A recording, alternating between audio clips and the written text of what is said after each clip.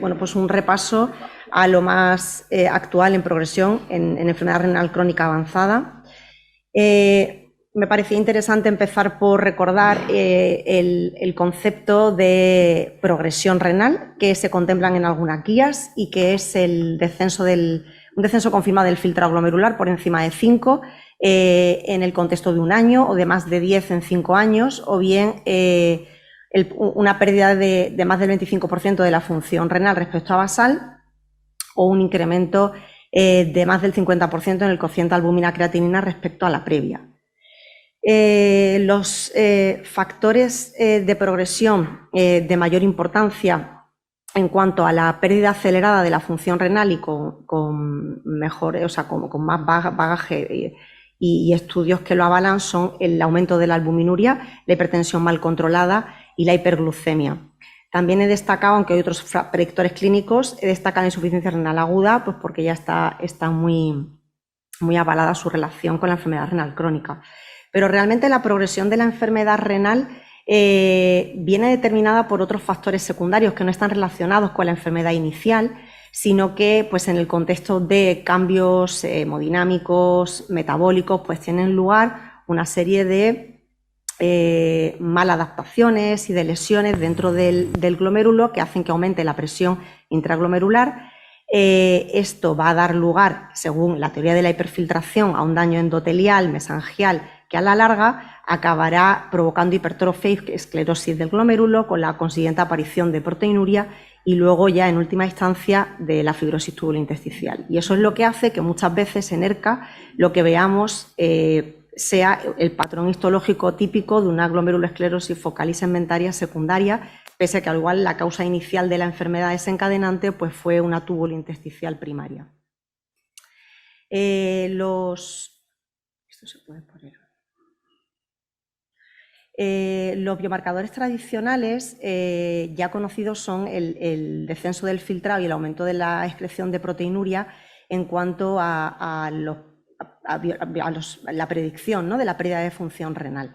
Pero hay otros muchos biomarcadores que nos pueden ayudar a detectar esa pérdida acelerada de la insuficiencia renal, como por ejemplo en esta revisión del estudio CRIC muestra se identificaron hasta 54 factores predictores que englobaron en distintas categorías sociodemográficas, económicas, conductuales, metabólicas. Y bueno, he querido destacar algunos de estos estudios, como este que habla del estilo de vida, ¿no? Bueno, que aunque es cierto que no hay grandes ensayos clínicos que avalen evidencia en cuanto a cómo el estilo de vida, es una dieta, el abandono del tabaco, la actividad física, realmente tengan un efecto directo sobre la progresión de la enfermedad renal, pero bueno, parece que es bastante evidente que una vida saludable sí que mejora el control de la tensión arterial, mejora la obesidad, la diabetes y en consecuencia reduzca la progresión de la enfermedad renal. Algunos de los en el estudio de al lado, que es de tipo sociodemográfico, en este se vio cómo había disparidad en cuanto al sexo y que la progresión de la enfermedad renal era mayor era mayor en los varones. Las mujeres tenían un riesgo menor tanto de progresión renal como de muerte de casi un 30%. Y también se han visto que en determinados grupos étnicos, razas, existe un alto riesgo de aparición de evento cardiovascular y muerte, en concreto en este estudio, que después de realizar pues, ajustes biológicos por edad, sexo y gen APOL1 en un grupo de gente joven, se vio mayor empeoramiento de la función renal entre adultos jóvenes de raza negra o hispana. En este estudio se describieron también muchos factores genéticos relacionados con la progresión, como el gen APOL1, que se ha visto que mutaciones de este gen, sobre todo en población africana, predisponen a una progresión rápida de la función renal, o pacientes con una elevación del FGF23, que también predispone a una progresión renal en pacientes con filtrados de más de 30. Algunos autores han descrito la presencia elevada de los marcadores tubulares, en concreto del N-gal, que parece que también tiene predispone a la progresión rápida del daño renal, pero bueno, todavía ninguno de estos factores supera a los clásicos conocidos. Hay algunas novedades en cuanto a mecanismos relacionados con la inflamación y con la progresión renal. Este estudio reciente habla de cómo la propia enfermedad renal es de por sí, por definición, un estado proinflamatorio en el que tienen lugar pues la producción de muchas moléculas inflamatorias y que eso favorece la progresión de la enfermedad renal, el deterioro renal acelerado.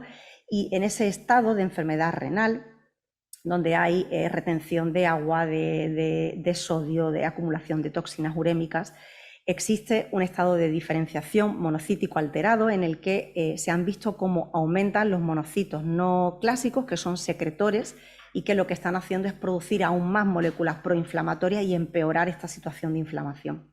En ese contexto, a su vez, se ha visto también una disfunción en cuanto a las plaquetas, porque el estado inflamatorio de la enfermedad renal activa plaquetas que están en reposo. Estas plaquetas entran en interacción con los leucocitos en cuanto a receptores de superficie, con lo cual se libera ADP y ese ADP estimula este receptor, el P2Y12, y bueno, por ahí parece que puede haber alguna estrategia terapéutica futura, porque el tricagrelor es un antagonista plaquetario que justamente actúa a nivel de este receptor y bueno, y puede que por ahí tengamos algo de esperanza en cuanto a reducir ese estado inflamatorio de la enfermedad renal. ¿Cuáles son las medidas terapéuticas que podemos hacer nosotros para frenar la progresión de la enfermedad renal? Y podemos y debemos hacer muchas cosas, empezando por una dieta hipoproteica, porque ya se ha visto que una ingesta alta en proteína provoca dilatación de la arteriola aferente, con lo cual aumenta la hiperfiltración dentro del glomérulo. El otro punto destacado del tratamiento es el bloqueo del sistema renina-angiotensina-aldosterona, porque al vasodilatar la arteriola eferente van a reducir esa presión dentro del glomérulo, igual con los ISGLT2, que favorecen la vasoconstricción de la arteriola aferente, y los antialdosterónicos con sus efectos antiinflamatorios, antifibróticos y, por supuesto, el tratamiento antihipertensivo, que es vital en un paciente en ERCA. Voy a entrar en una parte que me parece vital en la consulta de ERCA, que es la dieta y la nutrición, porque es el primer paso para favorecer el enlentecimiento de la progresión de la enfermedad renal. Y los pacientes que están en ERCA, en general, la primera idea que se les transmite es que la mejor dieta para ellos es una dieta de tipo mediterránea, rica en fibra, baja en grasa, pero bueno, una dieta luego muy individualizada, pero que contiene algunos ajustes que son esenciales, ¿no? Uno de ellos es la ingesta de sodio. A todos los pacientes les recomendamos que reduzcan el sodio en la enfermedad renal, pero sobre todo en estadios avanzados, en pacientes hipertensos con insuficiencia cardíaca, con nefropatías proteinúricas. Las guías nos dicen, tanto unas como otras son bastante similares, que se intente que el consumo máximo recomendado de sal no supere los 6 gramos diarios, es decir, que esté pues, por menos de los 2,4 gramos de sodio. En cuanto a la ingesta de potasio, hemos estado un montón de años restringiendo los alimentos ricos en potasio y bueno, y ahora sabemos que es todo lo contrario, ¿no? Que la dieta rica en potasio es absolutamente beneficiosa para la enfermedad renal, reduce la presión arterial, enlentece la aparición de la acidosis, frena la progresión. Pero sí que es cierto que en estadios muy avanzados, en etapas muy avanzadas, en pacientes con poco filtrado, es fácil que el potasio haya que restringirlo, al menos en ciertos alimentos.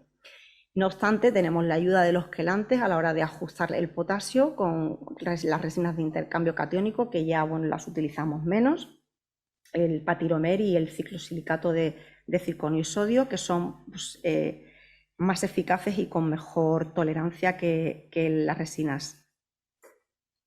En cuanto a la restricción proteica, dependiendo de las guías, son similares, ¿no? Vienen a decirte algo parecido, pero sí que es verdad que las Kadoki son un poquito más estrictas de entrada, recomendando ingestas que no superen los 0,5-0,6 gramos por kilo de peso día.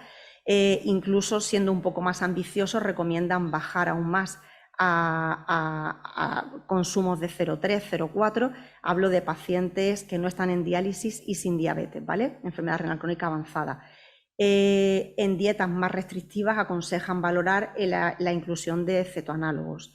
Las KDIGO son un pelín más permisivas de entrada, hablan solo de 0,8 gramos kilo, pero sí que también dicen que en pacientes con alto riesgo de progresión rápida o en casos individualizados se sea pues un poco más restrictivo. En cuanto al fósforo, lo que nos dicen las guías es que intentemos mantener el fósforo en niveles séricos en rango y que intentemos siempre recomendar a nuestros pacientes la opción de alimentos que lleven un ratio fósforo-proteína por debajo de 12 miligramos, que son los alimentos más saludables con mayor aporte proteico y menor contenido en fósforo. En la ERCA es muy importante vigilar la malnutrición. Son pacientes muy añosos, frágiles, con alto riesgo de hipoalbuminemia. Hay que vigilar la prealbúmina.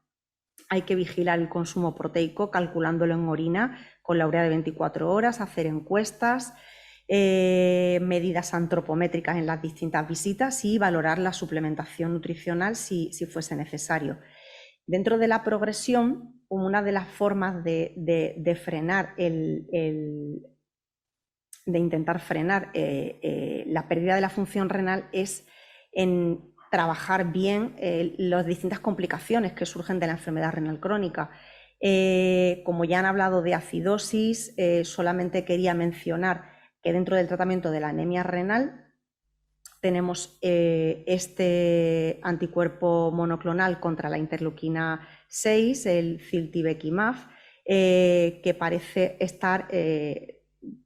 aportar datos interesantes en cuanto a biomarcadores de inflamación y en pacientes renales y mejoró los marcadores de homeostasis del hierro y del hematocrito.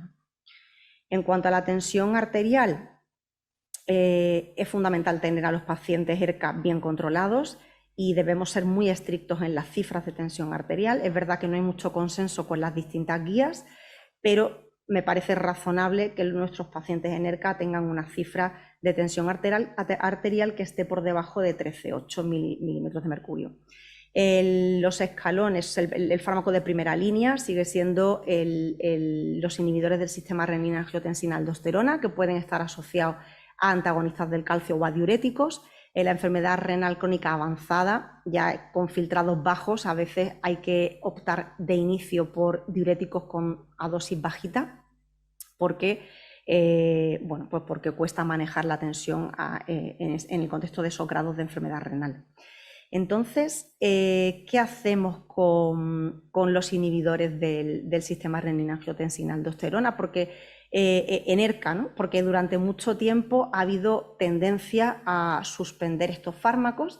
¿Por qué? Bueno, porque conseguíamos mejorar el potasio, conseguíamos recuperar un poquito de función renal, sobre todo en etapas en las que andábamos cortos de tiempo a la hora de preparar un acceso vascular. Pero el estudio STOP-ACI ya nos arrojó cosas muy interesantes como la mejoría de la cardiovascular, el descenso de la tasa de mortalidad cardiovascular, un mejor control de la tensión arterial, los pacientes necesitaban menos fármacos.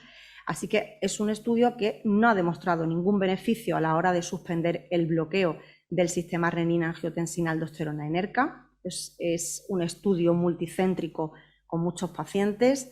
Se hicieron 2 brazos, a uno se quedó en uno de los brazos se mantuvo el inhibidor del sistema renina-angiotensina-aldosterona y en el otro quedó discontinuado, y tras un seguimiento de 3 años las conclusiones eran estas, ¿no? Además, el grupo en el que se interrumpió el fármaco, el riesgo de necesitar diálisis fue incluso mayor, ¿vale? O sea que no aportó ningún beneficio suspenderlo. En este otro estudio sueco con más de 10.000 pacientes, pues ocurrió algo parecido. Después de un seguimiento de 5 años, vieron que suspender los inhibidores del sistema renina-angiotensina-aldosterona no aportó nada bueno, porque aumentaba la mortalidad, aumentaba los MACES y aumentaba el inicio de terapia renal sustitutiva. En cuanto a los ISGLT2 en ERCA, este subanálisis del DAPA-CKD en pacientes con enfermedad renal crónica avanzada también mostró efectos beneficiosos renales en estas etapas de la insuficiencia renal, renales y cardiovasculares, y se observó una diferencia de casi 2 mililitros de estabilidad en la pendiente de la tasa de filtrado glomerular. Las tasas de eventos cardiovasculares fueron también más bajas y se vio pues, una tasa de muerte por cualquier causa menor al 32%. ¿Qué pasa con dapagliflozina y mortalidad, ¿no? Pues este subanálisis también del DAPA-CKD demostró que DAPA prolongaba la supervivencia de los pacientes con enfermedad renal crónica avanzada, independientemente de las características iniciales que tuvieran los pacientes. De hecho, hubo una reducción importante del riesgo de un 46% en muerte no cardiovascular, sobre todo infecciones y neoplasias malignas. Se cree que ese descenso del riesgo de muerte fue porque era una muerte no cardíaca, ¿no? Por el efecto que tiene DAPA en este sentido, y luego porque se ha visto que algunos tumores tienen en su superficie receptores de los SGLT2, por lo tanto podría ser un fármaco muy positivo en este sentido. ¿Qué hacemos con los ISGLT2 en diálisis? ¿Los suspendemos o los continuamos? Bueno, pues este subanálisis vio que los pacientes que estaban tomando, en el DAPA-CKD, pacientes que estaban tomando DAPA y que entraron en diálisis, al compararlos con los que entraron en diálisis en el brazo de placebo, pues no vieron diferencias en cuanto a efectos adversos graves. Por lo tanto, no parece que sea que sea malo dejarlos, ¿no? O sea, parece que al menos efectos adversos por este motivo no se justifica su interrupción, ¿vale? Pasa igual con la mortalidad, al contrario, en este subanálisis de mortalidad lo que se vio precisamente es que los pacientes que estaban en el brazo de DAPA se morían menos, tanto por causa cardiovascular como por causa no cardiovascular. Para terminar, otras estrategias en la nefroprotección, ya han hablado los compañeros de finerenona, pero tan solo quería mostrar la gráfica de la progresión renal, que es un descenso cuantioso el que vamos a conseguir con este fármaco, aparte de los efectos beneficiosos sobre la muerte por causa renal. Esta publicación del 2024 han planteado este algoritmo de tratamiento que me ha parecido muy interesante en la enfermedad renal crónica, en la que se contempla la posibilidad de, hablamos de pacientes que ya están tomando IECAS y ARA2 y que no hayan tenido antecedentes cardiovasculares en los últimos 3 meses. Entonces, en pacientes que tienen insuficiencia cardíaca y filtrados por encima de 30, potasio bajo, iniciar el sacubitril/valsartán. Pacientes con enfermedad renal crónica avanzada, no diabéticos tipo 1, iniciar ISGLT2.